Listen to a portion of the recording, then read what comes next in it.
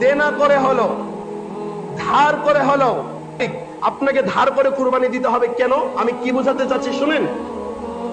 আপনি টাকা পয়সার মালিক, আপনার ব্যাংকে 5 লাখ টাকা এখনো দেনা আছে, প্রতি মাসে আপনি কিস্তি দিচ্ছেন, কিন্তু আপনি 2-3 তলার মালিক, আপনার টাকা পয়সা আলহামদুলিল্লাহ যথেষ্ট পরিমাণ টাকা পয়সা আছে, আপনি একটা সময় ওই 5 লাখ টাকা আপনি শোধ করে দিতে পারবেন, এই অর্থ আপনার কাছে আছে।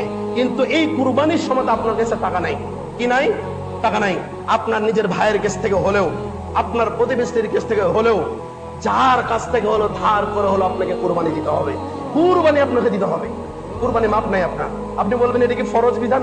না, এটা ফরজ বিধান না, তবে এটা আল্লাহর একটা হুকুম। আপনি মানবেন না কেন? আমার প্রশ্ন, আপনি মানবেন না কেন?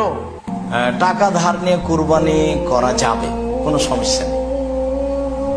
কেননা কুরবানি যে বিশাল খরচ এমনটাও নয়, সাথে সাথে ঋণ থাকলে কুরবানি করা যাবে না এমনটাও নয়, সাথে সাথে কুরবানি যে ফরজ এ কথা নয়।